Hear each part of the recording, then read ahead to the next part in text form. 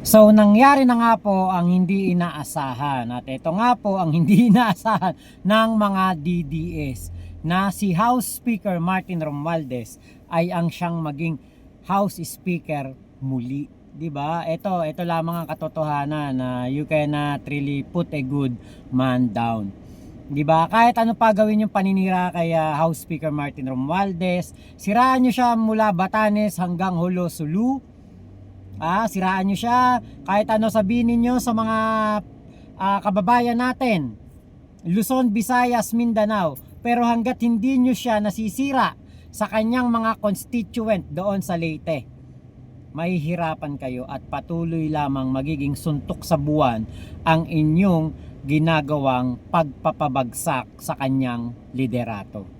'Di ba? 'Yun ang katotohanan. Napakahirap pa sirain ng isang House Speaker na masipag na sa kanyang pagiging House Speaker. Sigurado ko na kanya pong nabibigay ang mga pangangailangan ng kanyang distrito. Kung yun nga pong ibang distrito na ibibigay ni House Speaker Martin Romualdez ang mga pangangailangan. Ayaw nyo ng ayuda, galit kayo sa AIX, galit kayo sa AKAP, 'di ba? Pero yun ang katotohanan, na yun ay nakakatulong sa ating mga kababayan.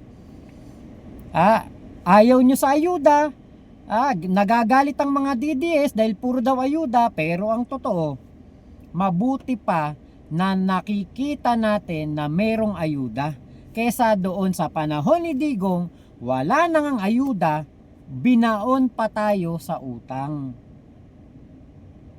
'Di ba? Saka hindi naman po 'yan gagawin ng ating House Speaker kung wala po itong go signal or wala ito sa mandato o kautusan o direktiba o kahit anuman lang na polisiya o labag sa polisiya ng ating Pangulong Bongbong Marcos. 'Di ba? Ngayon dito naman po sa Senado, ewan ko, hati ang aking opinyon. Pagdating naman po dito sa Senado, pagdating kay Chis Escudero, nabubwisit ako sa kanya dahil tinambay niya ang impeachment trial ni Sara Duterte. Pero, 'di ba, alam natin na si Chis Escudero kahit papaano ay malapit sa first couple. So para sa akin, safe pa din ang Senado dahil meron pong isang Chis Escudero na sigurado ko na i-consider kung anuman ang mga opinyon o kung anuman ang kagustuhan ng ating Pangulong Bongbong Marcos. Maaring katulad niyan dun sa impeachment trial, dahil ewan natin kung na-impluwensyahan siya ni PBBM, 'di ba? Pero ayaw ni PBBM sa impeachment trial. Kung dinelay man ni Chis Escudero etong impeachment trial, para sa akin yun ay pabor kay PBBM, dahil nga sinabi naman ni PBBM ayaw niya sa impeachment trial. Pero ako bilang isang Pilipino, hindi sa sinasaway ko si PBBM, pero ang gusto ko ay malitis at mabigyan ng pagkakataon na malaman ng taong bayan kung saan nilustay ni Sara Duterte ang kaban ng bayan, ang pera ng bayan. 'Di ba? 125 million inubos in 11 days. 629 million ba 'yon yung sinasabi ng COA na kumbaga hindi maipaliwanag kung saan dinala, kung saan ginastos, kung saan napunta etong pera ng DepEd. 'Di ba? So ako gusto kong malaman kung saan ito ginastos at sino ang nakinabang. Sino si Mary Grace Piatos at sino si Kokoy Villamin, kasama kung sino-sino pa na mga pinangalanan ni Sara Duterte na inamin naman niya nakatang isip lamang. Ngayon po, dito po sa dalawang magiging leader na ito, leader ng Senado at leader po ng Kongreso, wala pong ibang kumbaga makikinabang niyan kung hindi ang ating Pangulong Bongbong Marcos, dahil nga po kaalyado niya ang mga naging leader na ito.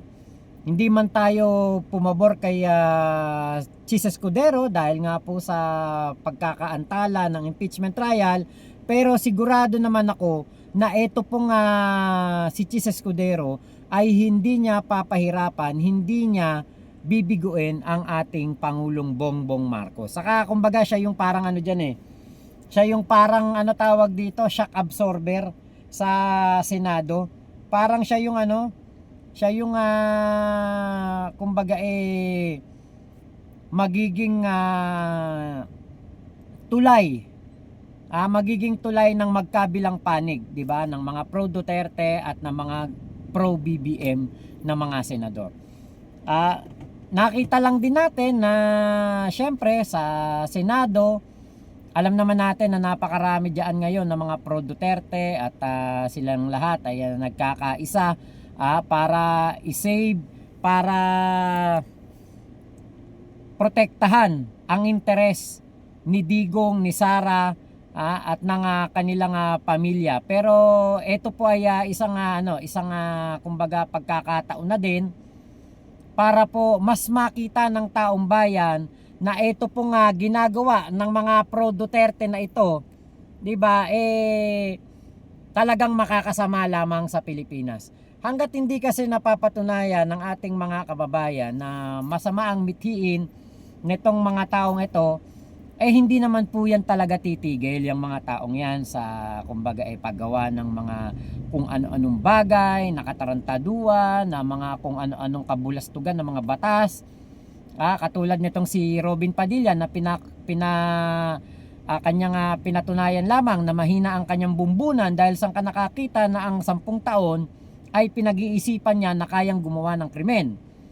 At etong si Bato at si Robin din ay nagpasa ng isang resolusyon na parang magkakaroon na lamang ng botohan gamit ang Google Forms. 'Di ba? Wala silang kumbaga hindi sila nagtitiwala doon sa electoral process natin. Kahit na etong electoral process na ito ay naipapanalo sila. Pero mo nanalo ang mga kaalyado ni Digong, si Marcoleta, si Bato, si Robin, si Bongo. Kahit na etong mga taong ito ay marami po ang sinusuka na sila dahil sa kanilang pagiging pro Duterte at walang ibang inisip kung hindi ang mga Duterte. Ngayon po, buti na lamang talaga si House Speaker Martin Romualdez pa rin ang naging ating House of Representative Speaker, House Speaker. Napaka-pabor po sa atin yan, sa ating lahat, sa ating mga Pilipino, pabor na pabor po yan. Dahil po, nakita natin kung gaano po itinaas ni House Speaker Martin Romualdez ang antas ng pagiging House Speaker. Kung dati ang House Speaker, nakikita ko lang parang alam niyo yung yung parang tagapalo lang. Parang kuwari, ito yung lapel, tagapalo lapok. Ganyan. Meeting adjourned. Kala ko ganun lang trabaho talaga ng House Speaker dahil nung mga panahon ni Alvarez, panahon ng nitong nakikita ko si Gloria, nagaganyan, papupuk-puk-puk lang. Hindi man siya naging House Speaker, pero ibig sabihin, yung kala ko yun lang yung trabaho nila. Pag sinabing House Speaker, makikinig lang.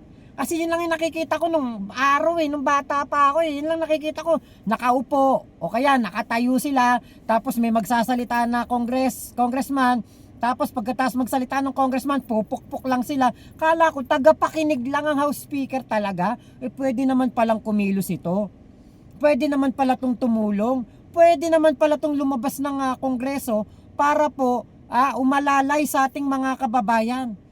At yun ang kinakagalit po ng mga DDS, nila Sara Duterte, nila Digong, nila Baste, lalong-lalo na ni Pulong. Yan ang kinakagalit nila. Bakit? Kasi hindi po yan ginawa ng kanilang mga dating House Speaker.